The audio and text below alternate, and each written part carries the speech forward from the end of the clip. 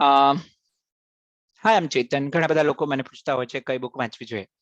તો let me share my journey and I don't know whether it will inspire you or not, but I am sure કે જેને જરૂર છે અને જે મને પૂછતા હોય છે એ લોકોને ચોક્કસ કામ લાગશે. તો મેં પહેલી બુક વાંચી હતી અલ્કેમિસ્ટ, પોલો કોએલેની. અને અલ્કેમિસ્ટ પછી બહુ મારી લાઈફમાં ડિફરન્સ આવ્યો છે કે લાઈફ એક જર્ની છે અને શોધતું રહેવાનું છે અને લાઈફ એની રીતે એના સ્ટેપ્સ ઓપન કરે છે. બીજી બુક તમે વાંચી શકો effective executive by Peter Drucker. પછી છે 7 habits of highly effective people, 7 laws of spiritual life, Deepak Chopra. પછી atomic habit by James Clear. પછી મહાનતાના માર્ગદર્શક by Robin Sharma. Will cry when you die by Robin Sharma.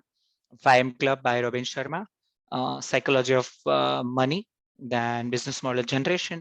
યા એક બુક તમારે ખાસ વાંચવી જોઈએ, દેટ ઇઝ ચમત્કાર, this a magic by રોન્ડા burn. The સિક્રેટનું movie પણ છે અને બુક પણ છે, એ વાંચવી જોઈએ. પરસ્યુટ ઓફ હેપીનેસ મૂવી પણ એક અદ્ભુત છે. તમારે સાથે સાથે મૂવી પણ જોવા જોઈએ. તો ઘણા બધા મૂવીઝ પણ છે જેણે મને ઇન્સ્પાયર કર્યો છે, સેલ્સના અને લાઈફના અને ઘણા બધા movie. So it is not about movie, તો હું આજે મૂવીની વાત નથી કરતો, but this is also wonderful book you should read and that is by principle by Ray Dalio. આ બુક પણ ખાસ વાંચવી જોઈએ.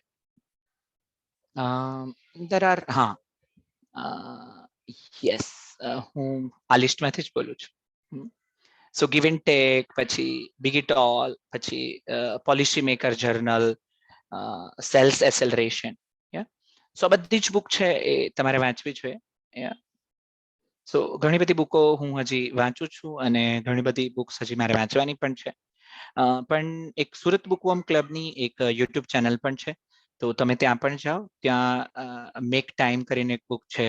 પછી નીલ આયરની બુક ઇરડિસ્ટ્રક્ટેબલ છે. There are many books are available.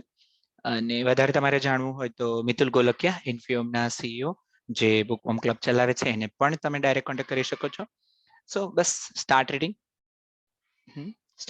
and it will change your whole life. Thank you.